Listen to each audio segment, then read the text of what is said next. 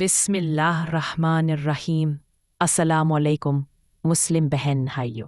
ایک ایسا بادشاہ جس نے بنی اسرائیل سے کہا، اے بنی اسرائیل، میں تمہارا سب سے بڑا خالق ہوں، تمہیں صرف میری عبادت کرنی ہوگی۔ ایک بادشاہ جس کا جسم 3000 سال گزرنے کے باوجود آج تک صحیح سلامت موجود ہے۔ وہ ایک دن میں ایک جوان اونٹ کھا سکتا تھا مگر کبھی بیمار نہیں ہوتا تھا، لیکن اسی طاقت نے اس کے زہر کا کام کیا۔ یہ قدیم مصر کا سب سے ظالم بادشاہ تھا، ایک ایسا بادشاہ جس نے اللہ اور اس کے نبی موسیٰ علیہ السلام کی مخالفت کی۔ یہی ملعون بادشاہ تھا جسے اللہ نے اپنے عذاب سے تباہ کیا۔ یہ جہنم کا سب سے بڑا مجرم ہے۔ فرعون کا ذکر قرآن میں 74 بار آیا ہے۔ زیادہ تر ظلم و تکبر کے تعلق سے وہ پورے ملک پر اپنے وفادار اور محنت خادموں کی مدد سے حکومت کرتا تھا۔ وقت کے ساتھ ساتھ مصر کی طاقت بڑھتی گئی اور فرعون کا غرور بھی بڑھتا گیا۔ وہ ہر حکم اپنی رعایا پر نافذ کرتا اور کوئی مزاحمت نہ کر پاتا۔ اس وقت کے رسم و رواج کے مطابق فرعون کو معبود سمجھا جاتا تھا۔ تمام عبادتیں صرف اسی کے نام پر کی جاتی تھیں۔ وہ خود بھی اس صلاح جو پوری انسانیت کے لیے ایک سبق بن جائے گا۔ مصر کی زمین اور دریائے نیل۔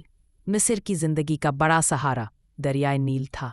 یہ دنیا کے سب سے بڑے دریاؤں میں سے ہے جو کبھی خشک نہیں ہوتا۔ یہ دریا زمین کو زرخیز بناتا اور صحرائی علاقے کو ہرا بھرا کرتا۔ اسی دریا کے سہارے کھیتی باڑی، مویشی بانی اور تجارت بڑھتی گئی، مگر یہ سب کچھ عوام کی سخت محنت کے دم پر تھا۔ خاص طور پر غلام دن رات کام کرتے، کھیتوں میں بھی، تعمیرات میں بھی۔ فرعون ایک انتہائی طاقتور بادشاہ تھا، دنیا کا خدائی دعوے دار، مگر اس کا انجام، فرعون اور اس کے لشکر نے ناحق زمین میں تکبر کیا اور یہ سمجھا کہ وہ ہماری طرف لوٹائے نہیں جائیں گے۔ القصص 28:29۔ حامان اس کا سیاسی مشیر، قارون دولت کا دیوانہ اندھے پیروکار، جو آنکھیں بند کیے اس کے پیچھے چلے۔ کسی نے بھی اسے حق کی طرف پلٹنے کا نہیں کہا، کسی نے اس کی اصلاح نہ کی، سب نے اس کی برائی میں ساتھ دیا اور پھر سب ایک ساتھ تباہ ہو گئے۔ وہ صبح اور شام آگ پر پیش کیے جاتے ہیں اور قیامت کے دن کہا جائے گا، فرعونیوں کو سخت ترین عذاب میں داخل کرو۔ غافر 14:46۔ فرعون ٹیکنالوجی اور سائنس میں ہم سے بہت آگے تھے۔ یہ 7000 سال قبل 700 کلومیٹر دور سے 1 کروڑ پتھر مصر لائے۔ ہر ایک پتھر 25 سے 2800 ٹن وزنی تھا۔ یہ 1 پیس تھا اور یہ پہاڑ سے چوڑائی میں کاٹا گیا تھا۔ یہ پتھر صحرا کے عین درمیان 170 میٹر کی بلندی پر لگائے گئے۔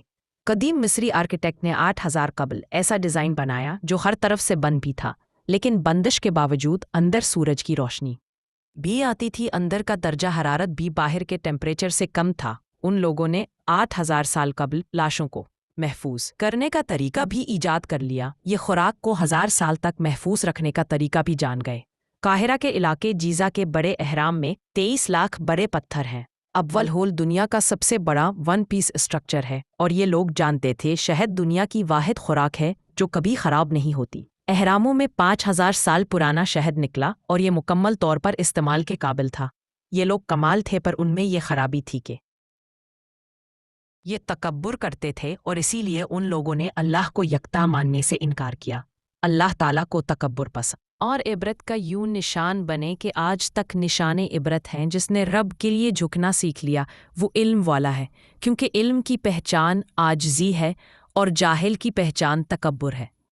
فرمان مصطفیٰ صلی اللہ علیہ وسلم ہے، جس کے دل میں رائی کے دانے کے برابر بھی تکبر ہوگا وہ جنت میں نہیں جائے گا۔